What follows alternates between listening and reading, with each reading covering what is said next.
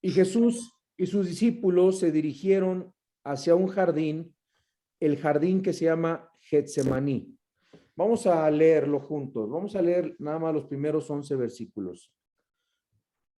Juan 18:1. Habiendo dicho Jesús estas cosas, salió con sus discípulos al otro lado del torrente de Cedrón, donde había un huerto en el cual entró con sus discípulos y también Judas, el que le entregaba. Conocía aquel lugar porque muchas veces Jesús se había reunido allí con sus discípulos. Judas, pues, tomando una compañía de soldados y alguaciles de los principales sacerdotes y de los fariseos, fue allí con linternas y antorchas y con armas. Pero Jesús, sabiendo todas las cosas que le habían de sobrevenir, se adelantó y les dijo: ¿a quién buscáis? Le respondieron: a Jesús Nazareno. Jesús les dijo: yo soy. Y estaba también con ellos Judas, el que le entregaba. Cuando les dijo: yo soy, retrocedieron y cayeron a tierra. Volvió pues a preguntarles: ¿a quién buscáis? Y ellos dijeron: a Jesús Nazareno. Respondiendo Jesús: os he dicho que yo soy. Pues si me buscáis a mí, dejad ir a estos, para que se cumpliese aquello que había dicho: de los que me diste, no perdí ninguno. Entonces Simón Pedro, que tenía una espada, la desenvainó e hirió al siervo del sumo sacerdote y le cortó la oreja derecha, y el siervo se llamaba Malco. Jesús entonces dijo a Pedro: mete tu espada en la vaina, la copa que el Padre me ha dado no la he de beber. Bueno, repetimos, termina la cena del Señor, la oración sacerdotal de Jesucristo en el jardín de los olivos, de los olivos. Jesús y sus discípulos se dirigen hacia este jardín, atravesando un canal que dice la Biblia del torrente de Cedrón. Después de cruzar el canal del Cedrón, llegaron al monte de los olivos, y sobre la ladera de este monte estaba el pequeño jardín de Getsemaní. La palabra Getsemaní significa prensa de aceite, prensa de aceite. En primer lugar, vemos el arresto de Jesús, y esto lo enseña los primeros 11 versículos. Los primeros 11 versículos del capítulo 18, del 1 al 11. Ahora, existen pocas escenas en la Biblia que nos muestran las cualidades del Señor Jesús, como lo hace este arresto en el jardín de Getsemaní. Aprendemos algunas cosas de Jesucristo, las cualidades de nuestro Señor.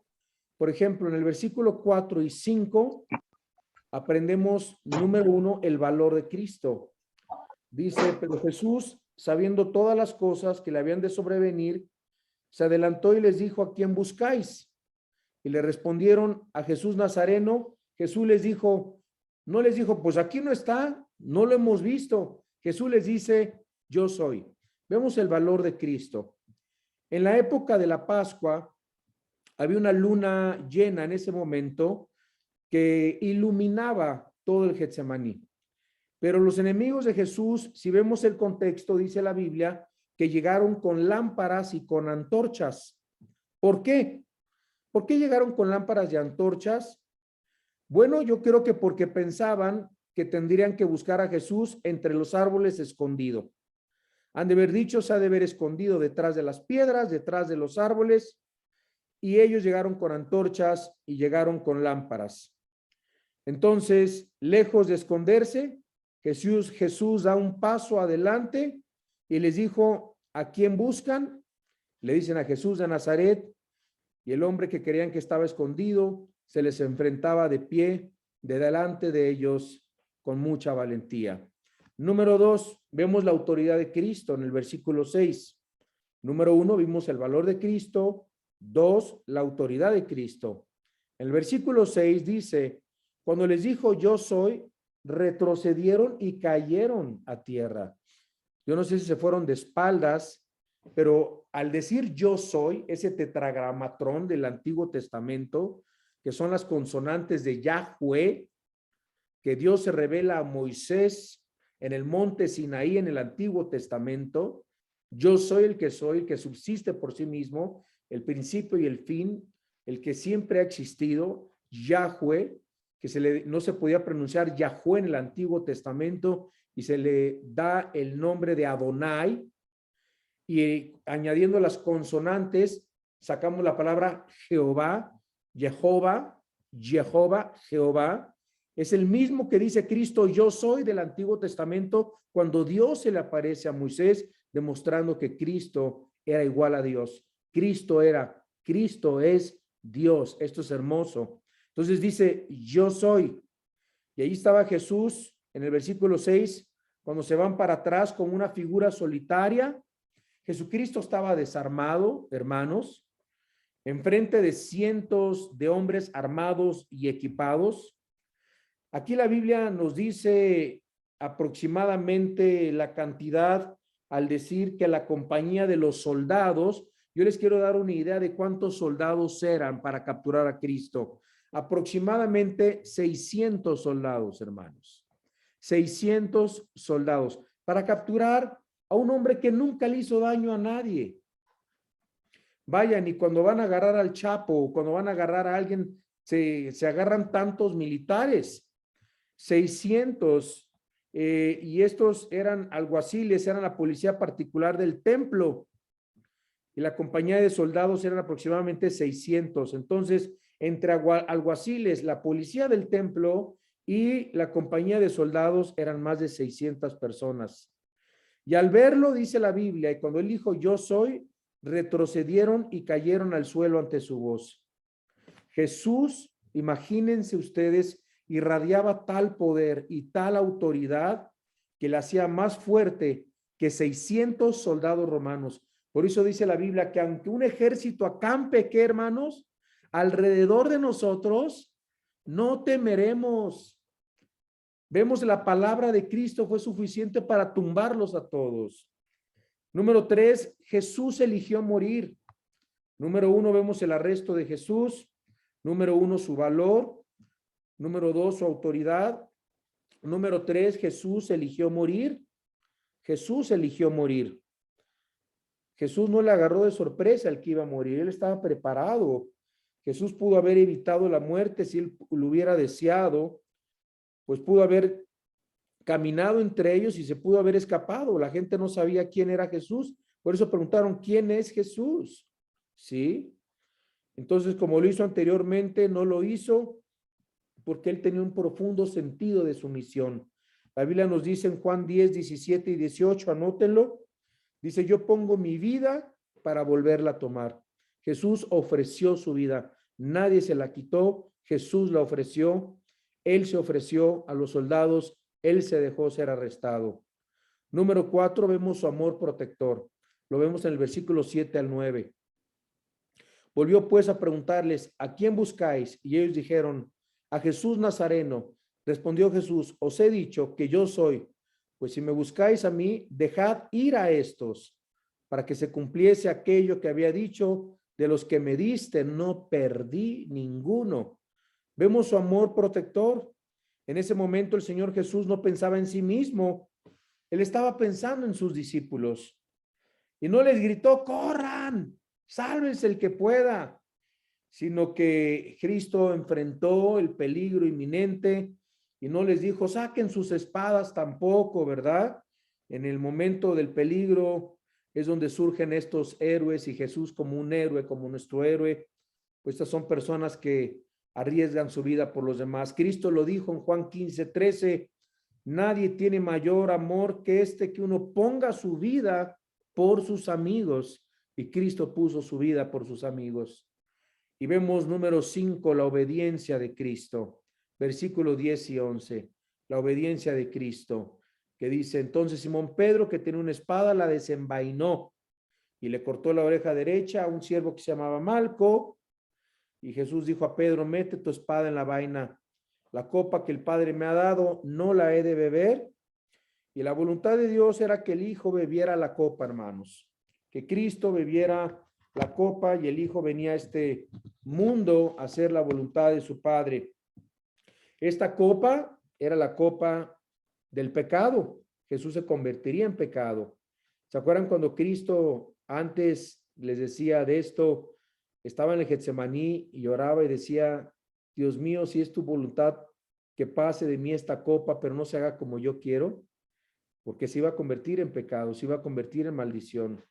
Entonces, aunque él nunca pecó, la Biblia nos lo dice en 2 Corintios 5:21, él nunca pecó, nunca fue hallado pecado en él, o Isaías 53:3. Y entonces, esto es nuestra introducción. Entonces, en el capítulo 18 de San Juan, vemos el número 1, en primer lugar, el arresto de Jesús. 1, el valor de Cristo, versículo 4 y 5. 2, la autoridad de Cristo, versículo 6. 3, Jesús eligió morir. Lo vemos nosotros en el mismo contexto. Número 4, su amor protector, versículo 7 al 9. Y la obediencia de Jesús, versículo 10 al 11. Ahora, vamos a notar verdades espirituales. Así le van a poner. Verdades espirituales. El pasaje de Juan 18, del 1 al 27, tiene algunos símbolos que he escogido para compartir con ustedes. Entonces, el pasaje de Juan 18, del 1 al 27, tiene muchos símbolos que debemos observar atentamente, que nos van a enseñar verdades espirituales muy profundas. Entonces, en esta sección vamos a encontrar, y solo voy a dedicarme a platicarles acerca de estos 5 símbolos espirituales. 5 símbolos principales. El primer símbolo que vemos en Juan capítulo 18 es un jardín. El jardín. Pongan número 1, el jardín, la obediencia. El jardín, la obediencia. Y esto lo vemos nosotros en el capítulo 18, en el versículo 1, que nos dice la palabra de Dios. Habiendo dicho Jesús estas cosas, salió con sus discípulos al otro lado del torrente de Cedrón, donde había un huerto, un jardín, en el cual entró con sus discípulos. Si han ido a Israel, saben ustedes que uno de los lugares a visitar es el Monte de los Olivos, el Monte Getsemaní, el Monte de los Olivos, todos estos montes en Israel. Y Jesús fue varias veces a este jardín, no fue la única vez que fue a este jardín, y fue varias veces con sus discípulos para meditar. Por ejemplo, en Lucas 22, versículo 39, dice, y saliendo se fue como solía al monte de los olivos, ¿sí?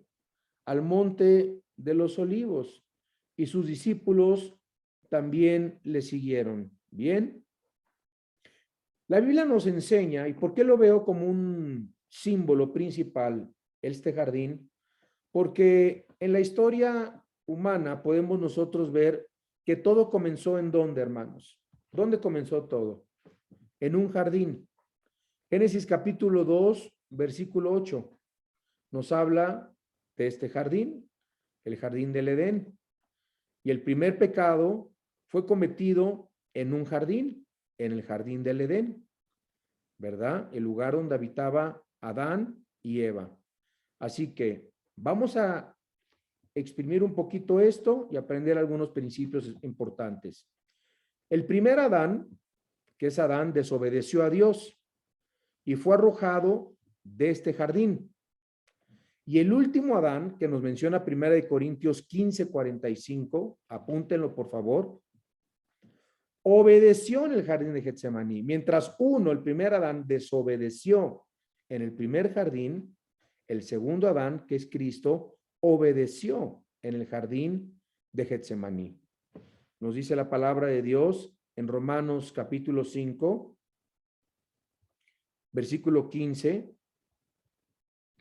Dice, pero el don, al versículo 19, 15 al 19, dice, pero el don no fue como la transgresión. Si por la transgresión de aquel uno murieron los muchos, abundaron mucho más para los muchos la gracia y el don de Dios por la gracia de un hombre, Jesucristo. Y con el don no sucede como en el caso de aquel que pecó, porque ciertamente el juicio vino a causa de un solo pecado para condenación, pero el don vino a causa de muchas transgresiones para justificación.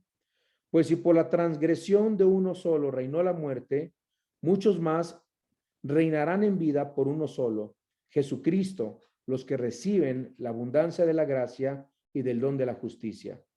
Así que, como por la transgresión de uno vino la condenación a todos los hombres, de la misma manera, por la justicia de uno vino a todos los hombres la justificación de vida.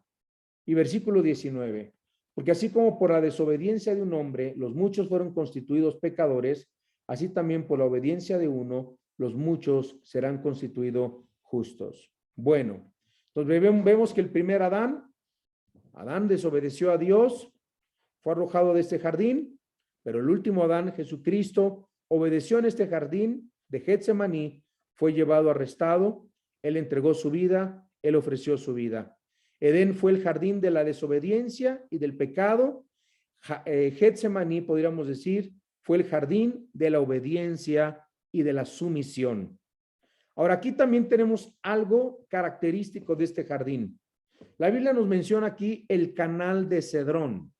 En el versículo 1 dice, al lado del torrente del Cedrón. También tiene un gran significado, pues el nombre significa nebuloso. Nebuloso. Esta palabra Cedrón, nebuloso. Y aquí se está refiriendo a las aguas oscuras manchadas con sangre de los animales sacrificados en los ritos judíos.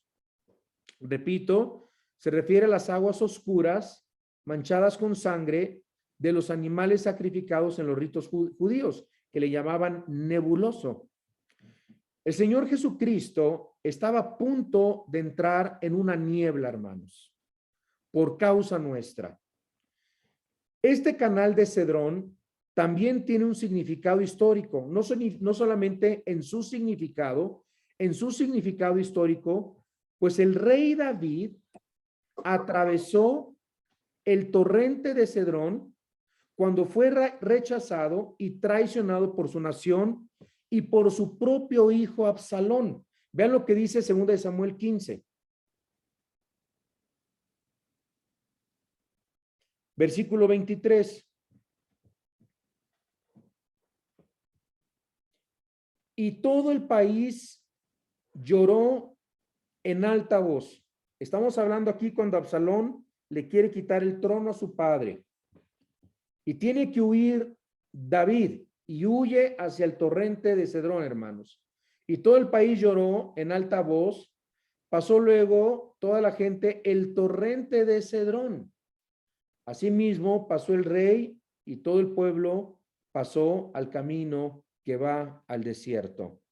Bien, entonces David lo atraviesa cuando fue rechazado y traicionado por su nación y por su propio, cuando fue traicionado por su propio hijo Absalón.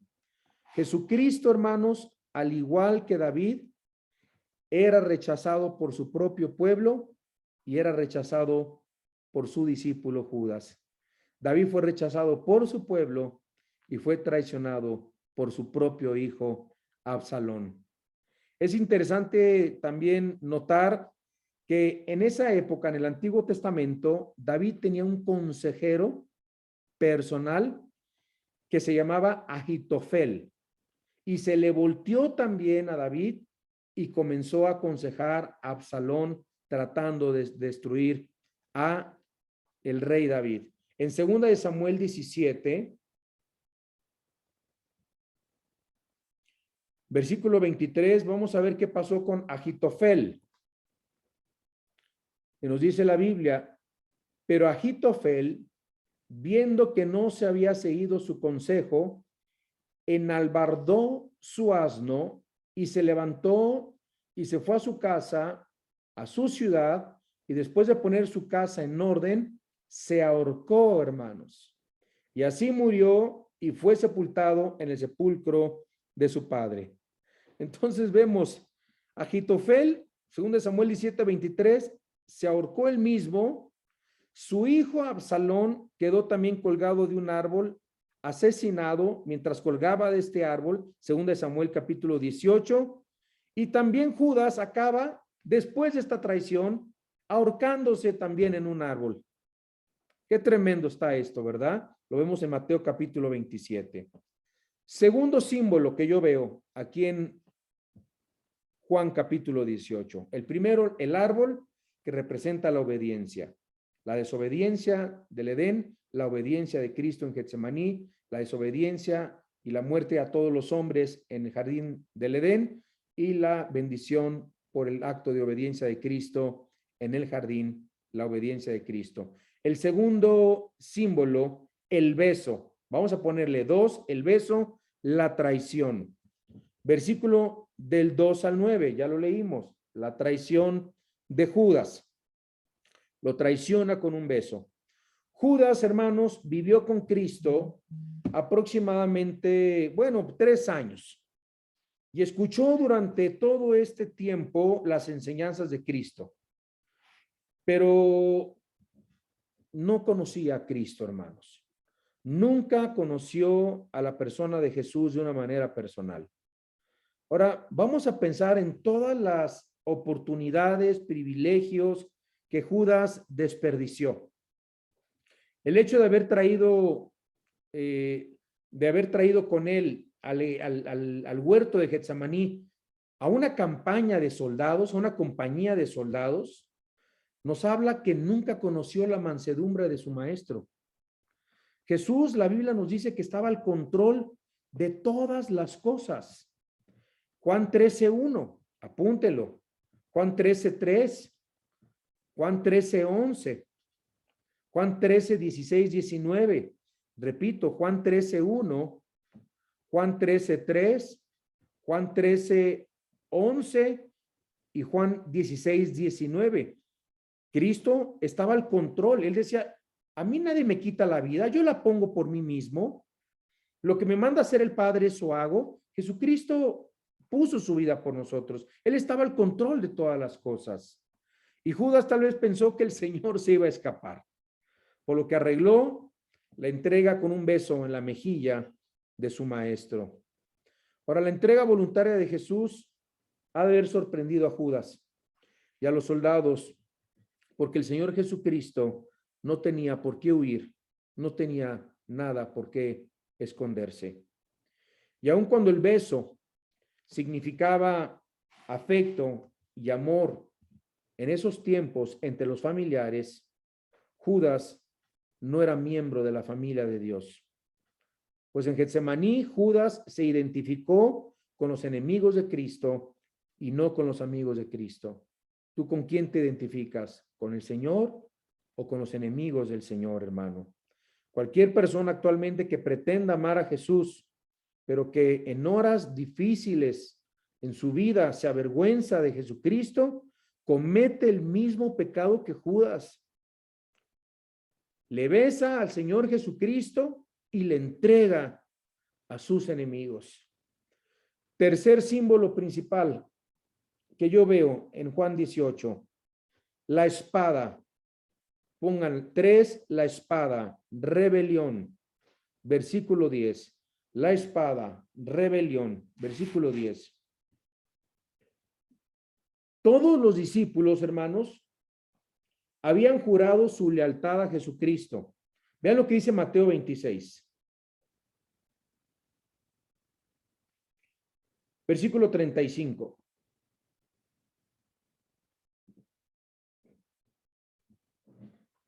Pedro le dijo, aunque me sea necesario morir contigo, no te negaré. Y todos los discípulos dijeron lo mismo. Todos los discípulos juraron lealtad al Señor. Señor, aunque todos te nieguen, yo nunca te negaré. Los discípulos habían firmado su devoción hacia Jesús Pero ¿qué pasó? Quizá la quiso demostrar por un momento. Yo creo que Pedro malinterpretó las palabras de Jesucristo, porque yo leo en Lucas 22,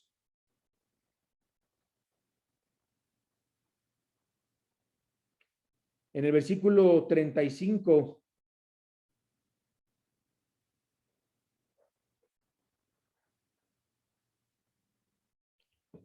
que les dice Jesús, y a ellos dijo, cuando os envíe sin bolsa, sin alforja y sin calzado, ¿os faltó algo? Ellos dijeron, nada. Y les dijo, pues ahora, el que tiene bolsa, tómela, y también la alforja. Y el que no tiene espada, venda su capa. ¿Y qué dijo Cristo? Y compren una espada. Bueno, aquí parecería, dice, porque os digo que es necesario que se cumpla todavía en mí aquello que está escrito y fue contado con los inicuos, porque lo que está escrito de mí tiene cumplimiento. Entonces ellos dijeron, Señor, aquí hay 2 espadas, y él les dijo, basta. Bueno, yo creo que Pedro malinterpretó las palabras de Jesucristo, porque cuando Cristo les dice que compren una espada, Cristo jamás iba a contradecir su palabra ni sus mandamientos, y jamás la espada era una herramienta de ofensa para atacar, sino era una herramienta de protección. Podría ser contra asaltos, quisiera saber durante el camino, contra animales salvajes, cuando iban por el camino, por lugares peligrosos, etcétera. Pero Pedro saca su machaira, que es una daga, una espada más corta, y Jesús le había advertido que la situación cambiaría, pues los hombres le comenzarían a tratar a Jesucristo como si fueran ellos transgresores, pero nunca Cristo los preparó para que ellos tomaran espadas para combatir y matar a sus enemigos. Al contrario, la palabra de Dios nos dice en 2 Corintios 10, versículo 3, dice que nuestras armas no son carnales, sino poderosas en Dios para la destrucción de las fortalezas. Y Pedro no había entendido la voluntad de Dios, ¿verdad? Que no era con espada ni con ejército, sino más con tu Santo Espíritu. La espada de Pedro, hermanos, simboliza la rebelión. Por eso pusimos espada, la rebelión. La espada de Pedro simboliza la rebelión en contra de la voluntad de Dios. Pedro debía saber que Jesús iba a ser arrestado, y Pedro tenía que haber sabido que tenía que rendirse voluntariamente a los enemigos de Cristo. Mateo capítulo 16, versículo 21. Jesús ya les había dicho. Desde entonces comenzó Jesús a declarar a sus discípulos que le era necesario ir a Jerusalén y padecer mucho de los ancianos, de los principales sacerdotes y de los escribas, y ser muerto y resucitar al tercer día. Pero en el capítulo 17, versículo 22, 17-22. Estando ellos en Galilea, Jesús les dijo, el Hijo del Hombre será entregado en manos de hombres y le matarán, mas al tercer día resucitará. Y ellos se entristecieron en gran manera. Ellos ya sabían, pero no les caía el 20, ¿verdad? Mateo capítulo 20, versículo 17.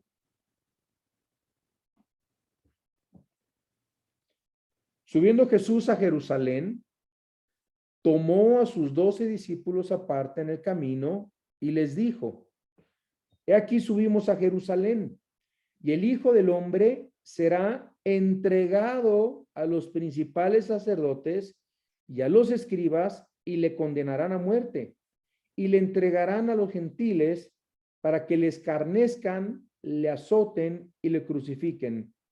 Mas al tercer día resucitará. Entonces, Pedro cometió varios errores. ¿Cuáles?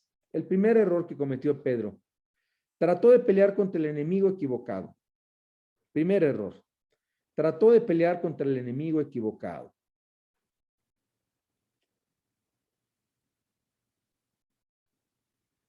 Dos, usó el arma equivocada. Ay, hermanos, que muchas veces usamos las armas equivocadas.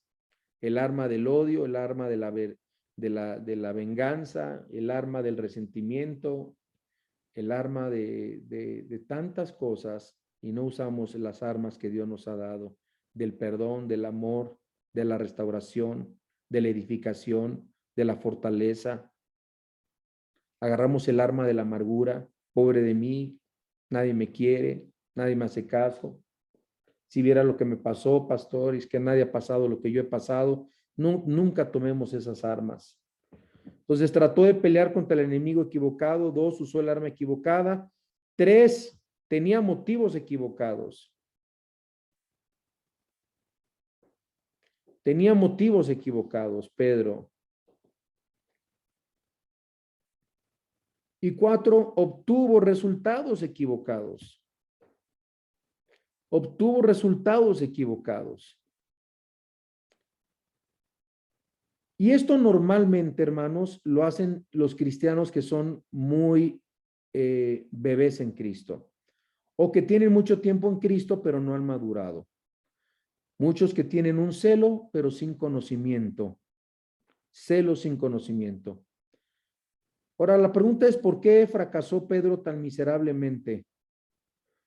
Porque la noche anterior, el Señor Jesucristo ya les había dicho, en Marcos, capítulo 14, se los voy a leer, yo se los leo, versículo 38, el Señor le dice, velad y orad, para que no entréis en tentación. El espíritu a la verdad está dispuesto, pero la carne es, ¿qué, hermanos? Débil. Esto se lo dijo una noche anterior Jesucristo a Pedro. ¿Qué le había pasado a Pedro? Pues no oró. Estaba en la carne, no estaba en el poder del espíritu. Y Jesucristo le dijo, velad, Pedro, y orad para que no entres en tentación. El espíritu está dispuesto, pero la carne es débil. Y cuando Pedro vio el peligro, cuando Pedro vio, se quiso hacer el héroe, sacó la espada, le corta la oreja a Malco. Imagínese una oreja tirada en el suelo, este hombre sangrando. Jesucristo agarra la oreja, se la vuelve a colocar, lo sana a Malco. Y yo creo que Pedro, avergonzado, ¿verdad? En su corazón, pensando en esas palabras tan dulces y tiernas que Cristo le había dado anteriormente y le había dicho, no es con espada ni con ejército, sino con mi Santo Espíritu. Pedro, velad y orad, ¿no? Para que no entres en tentación. El Espíritu está puesto, pero la carne es débil. Y vemos el cuarto símbolo, hermanos, que vemos, ya vamos a terminar, penúltimo lugar, el cuarto símbolo que vemos en Juan capítulo 18, y póngale la copa, sumisión. Número 4, la copa, sumisión. Y eso lo podemos ver nosotros del versículo 11 al 14, y lo voy a leer porque no hemos leído del 11 en adelante. Dice, Jesús entonces, estamos en Juan 18, 11. Jesús entonces dijo a Pedro, mete tu espada en la vaina.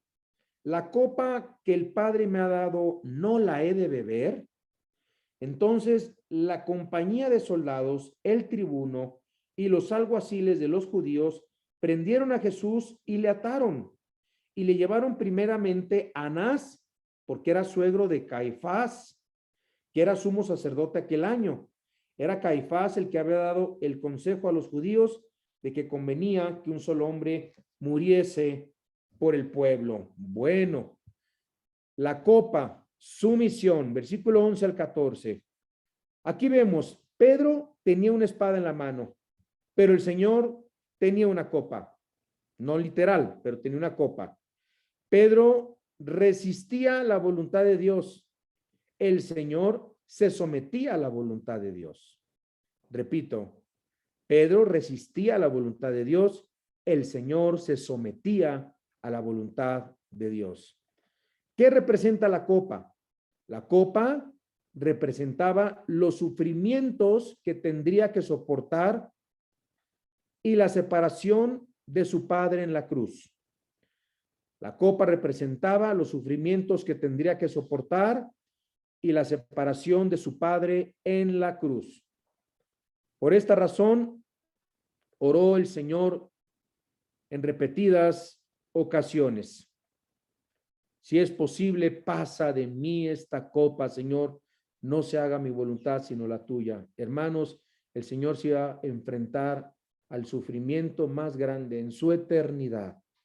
¿Y saben cuál era el sufrimiento más grande en su eternidad? Cargar el pecado tuyo y mío en esa cruz, y que el Padre abandonara por unos momentos en la cruz del Calvario a su Hijo Jesucristo. Se ha puesto a pensar que Cristo, Dios y el Padre nunca han estado separados durante toda la eternidad, más que en ese instante, en el momento que Cristo cargaba el pecado por todos nosotros. ¿Ustedes creen que Cristo lloraba por los clavos, lloraba por la corona de espinas, lloraba a Cristo y le dolía los clavos en sus pies? El Señor le dolía que se iba a separar de su Padre por primera vez en la eternidad.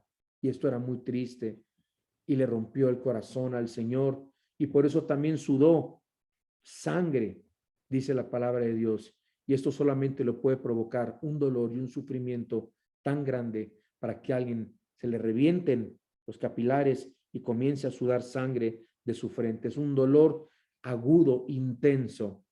Así que el beber de la copa simboliza muchas cosas en la Biblia, hermanos. Pero una de las cosas que simboliza la copa es el sufrimiento. También la Biblia lo compara con la tristeza y la ira de Dios. Por ejemplo, pueden apuntar en Isaías 51, 17. Isaías 51, 17 dice: despierta, despierta, levántate, oh Jerusalén, que bebiste de la mano de Jehová el cáliz, la copa de su ira, porque el cáliz de aturdimiento bebiste hasta los sedimentos. Como también lo pueden anotar Jeremías 25, 15 al 28. Jeremías 25, 15 al 18. También vemos nosotros la copa cuando el Señor Jesucristo instituyó la cena del Señor. ¿Se acuerdan? Él comparó la copa con su sangre, la cual él luego derramaría para la remisión de todos nuestros pecados. Y el hecho de que muchos trofeos, ustedes ven en el fútbol, en muchos torneos, los trofeos tienen la forma de una copa que simboliza al ganador. Y el ganador solamente representa algo, nada más, que sufrió mucho para obtener esa copa. Atravesó muchas dificultades y se bebió hasta el fondo todas esas dificultades con el fin de obtener la copa que está cargando. Un equipo de fútbol, un corredor de maratón, cualquier corredor de 100 metros planos, cualquier maratonista, cualquiera que se ha esforzado, levanta la copa, el de Fórmula 1, el corredor de automóviles, levanta la copa y se la toma, pero esa copa representa mucho esfuerzo, mucho sacrificio, mucho dolor, mucho dominio propio, mucha diligencia. Así que nosotros podemos ver, y la lección es esta: nunca nos dé miedo, hermanos, beber la copa que el Señor nos dé. Nunca nos dé miedo beber la copa que el Señor nos dé. Pues el Señor Jesús ya la bebió antes que nosotros. Y ahí entraríamos en otro tema, que nuestra fe tiene que ser probada y a través de muchas tribulaciones entraremos en el reino de Dios y vamos a sufrir aflicción. Y si a mí me persiguieron, a ustedes también los perseguirán. Hermanos en Cristo, hay hermanos en Ucrania, hermanos en el mundo, hermanos en la China, hermanos en muchos países, hermanos en México, muchos hermanos, mucha gente está sufriendo y está tomando de la copa del Señor, pero no es algo que el Señor no haya bebido anteriormente y no es algo que el Señor no se pueda compadecer por cada uno de nosotros. Hebreos 12:3.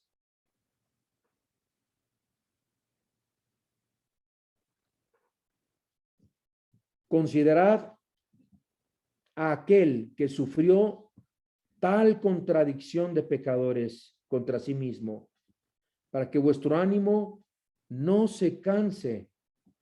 No se cansen, hermanos, hasta desmayar, porque aún no habéis resistido hasta la sangre combatiendo contra el pecado. Y aquí Dios está diciendo, muchos de ustedes todavía no han sangrado por causa de Cristo. Resistan, hermanos, resistan hasta la sangre combatiendo contra el pecado. En el capítulo 4 de Hebreos, versículo 14.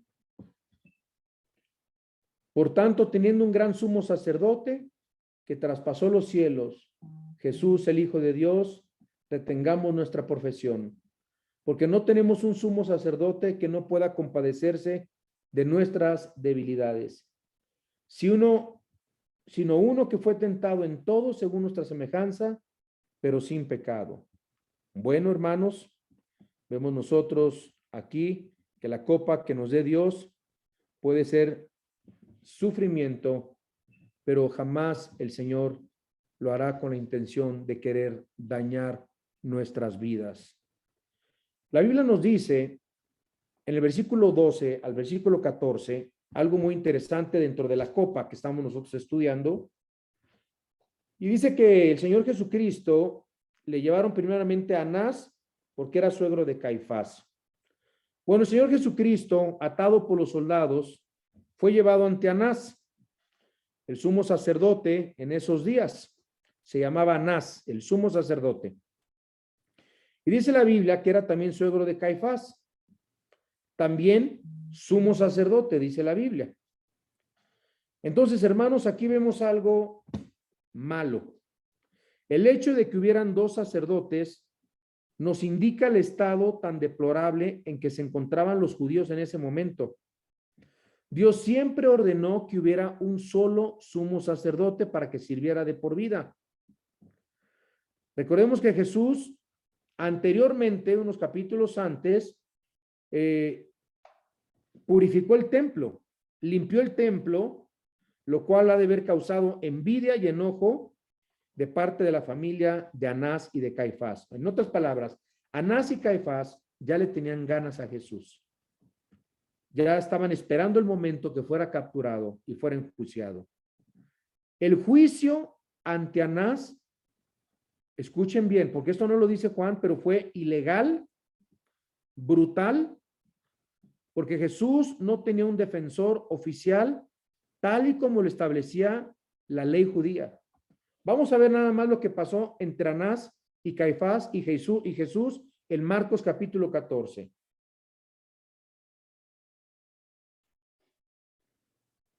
Versículo 55.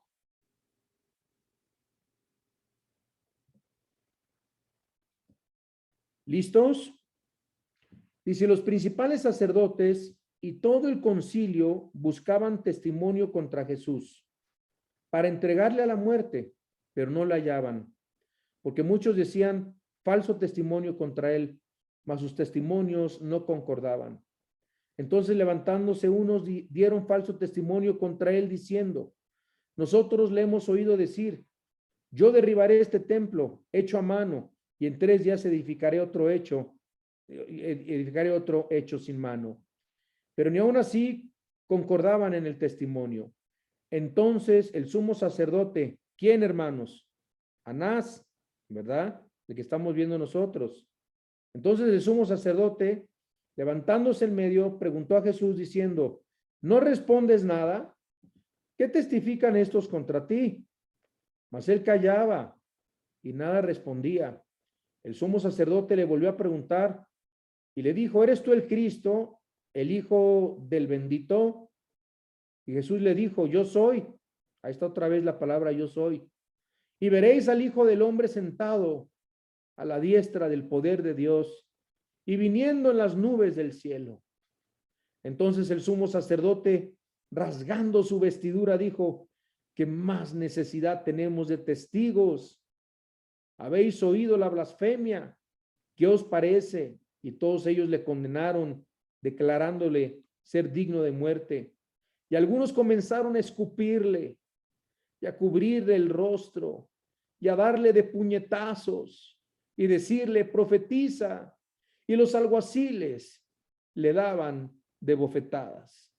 Vamos a dejarlo hasta acá. Pero esta fue, hermanos, el juicio con Anás y Caifás, y esto solamente era el principio. Y terminamos con el quinto símbolo, y con eso termino mi ponencia. El quinto símbolo es el fuego, la negación. El fuego, la negación. Estamos hablando nosotros del versículo 15 en adelante, cuando Pedro en el patio de Anás comienza a negar a Jesucristo, cuando Anás interroga a Jesús, cuando Pedro niega a Jesús. Ahora, Cristo ya había profetizado que Pedro le iba a negar 3 veces. En Juan 13:38,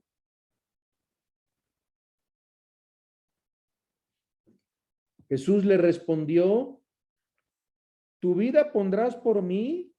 Le dice a Pedro: tu vida pondrás por mí. De cierto te digo, no cantará el gallo sin que me hayas negado 3 veces. Bueno, era muy fácil hablar cuando todo estaba bien, pero cuando las cosas iban mal. Y claro que Cristo había predicho que Pedro le negaría 3 veces, pero también en Lucas 22:32 nos habla que sería restaurado Pedro al servicio y a la comunión con Dios. Ahora, si nosotros abrimos nuestra Biblia en Salmo capítulo 1, versículo 1, vamos a aprender algo que hizo Pedro repitiendo el mismo mal que menciona el Salmo capítulo 1, versículo 1, que dice: bienaventurado el varón que no anduvo en consejo de malos, ni estuvo en camino de pecadores, ni en silla de escarnecedores se ha sentado, sino que en la ley de Jehová está su delicia, y en su ley medita de día y de noche. Será como árbol plantado junto a corrientes de agua, que da su fruto a su tiempo, y su hoja no cae, y todo lo que hace prosperará. Observamos a Pedro avanzar gradualmente hacia el lugar de la tentación, siguiendo el paralelismo o acciones paralelas que menciona el Salmo capítulo 1, versículo 1. Dice: bienaventurado el hombre que no anduvo en consejo de malos. En primer lugar, Pedro anduvo en consejo de malos. Vean lo que dice el versículo 16. Mas Pedro estaba afuera, Juan 18:16, a la puerta. Salió pues el discípulo que era conocido del sumo sacerdote y habló a la portera e hizo entrar a Pedro.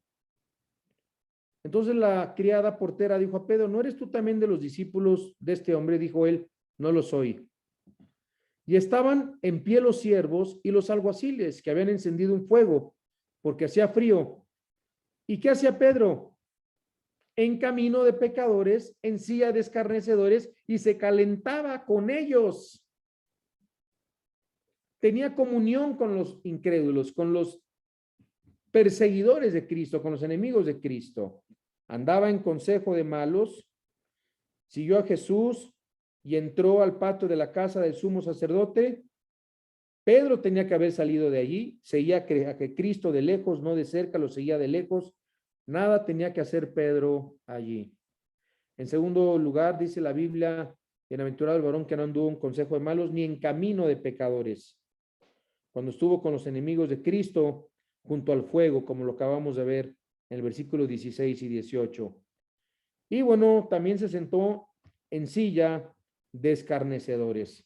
Como nos dice Lucas, yo se lo leo, capítulo 22, versículo 55, y habiendo ellos encendido fuego en medio del patio, se sentó, dice la Biblia, Pedro se sentó alrededor y Pedro se sentó también entre ellos. Así que Pedro anduvo en consejo de malos, en camino de pecadores, y se sentó con los escarnecedores.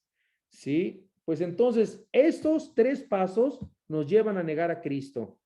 Andar en camino, en consejo de malos, basta un mal consejo que te dé un inconverso o alguien que camina en tibieza espiritual, que no sea maduro en el Señor, que te siente, que andes en camino de pecadores, que te juntes con tú tienes amigos inconversos, lo sé, pero no debes de tener amigos íntimos inconversos.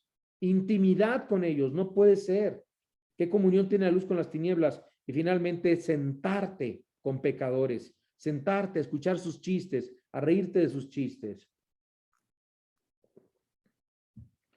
Así que en el Nuevo Testamento, y con eso termino, cuando se mencionan las vigilias en la tarde, la primera vigilia es de 6 a 9, a la medianoche de 9 a 12, y cuando canta el gallo, hermanos, cuando cantó el gallo es aproximadamente entre las 2 y 3 de la mañana, y la mañana entre 3 a 6 a.m. de la mañana, como menciona Marcos 13:35. Cuando cantó el gallo, Pedro ha de haber recordado que el Señor estaba al control de la situación. Aun cuando estaba atado y en su poder de las autoridades, al controlar un gallo, Cristo estaba demostrándole a Pedro otra vez su soberanía. El canto del gallo también fue un llamado al arrepentimiento. Y Dios nos hace este llamado al arrepentimiento el día de hoy. Así que recordemos, hermanos, estos 5 principios que aprendemos de Juan 18.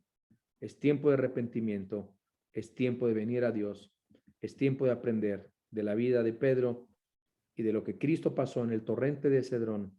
Y toda esta historia nos lleva a hacer una oración. Gracias, Dios. Oh Dios, por permitirnos aprender tantas verdades espirituales. El jardín, donde comenzó la desobediencia del hombre y finalmente se convirtió en el lugar donde tú obedeciste y te entregaste, en otro jardín diferente.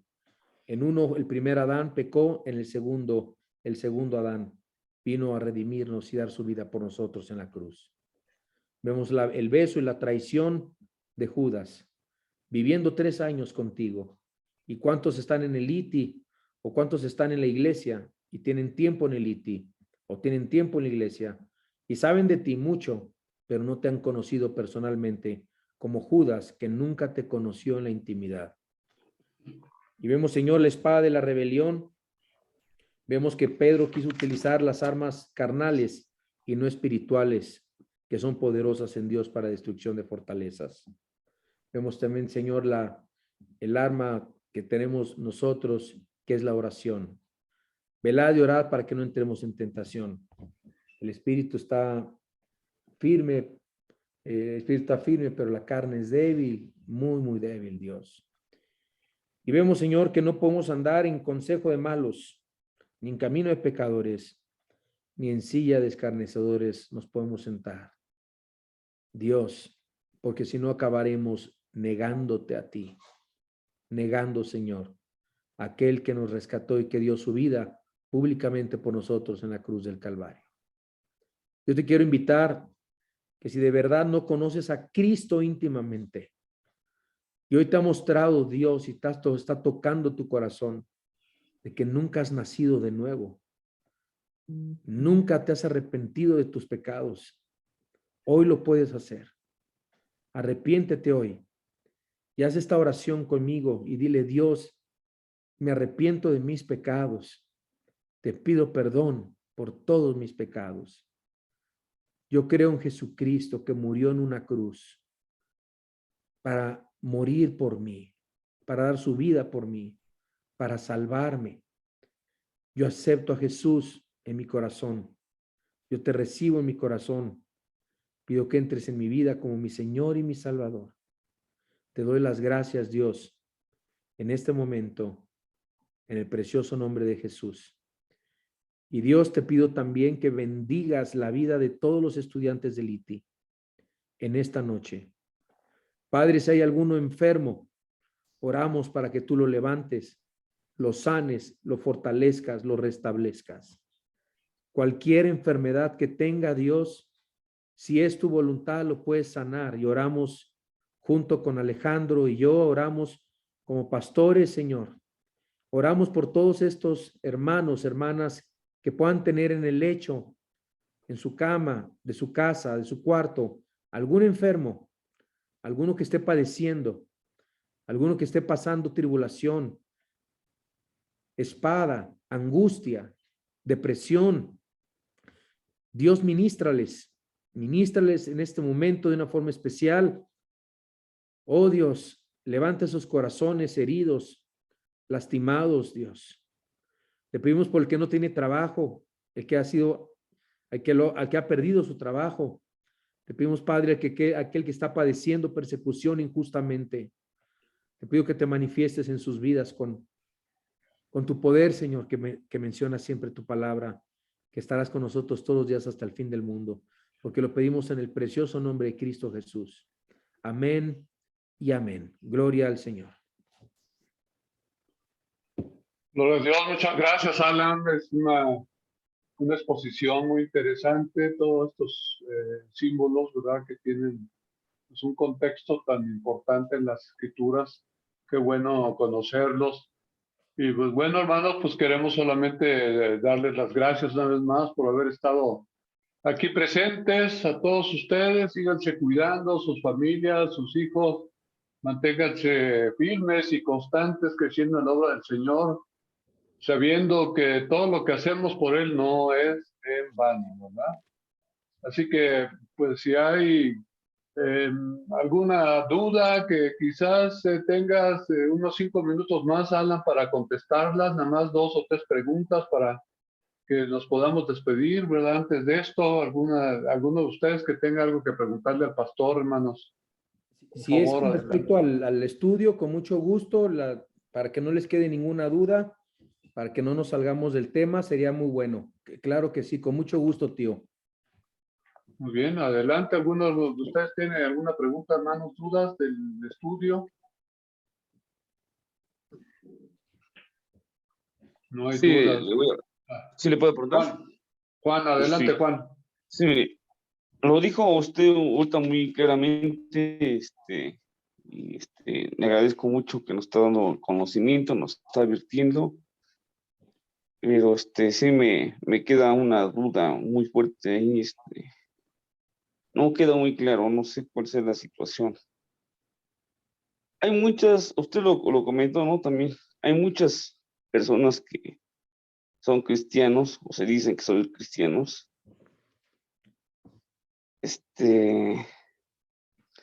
pero que no se comportan como tal.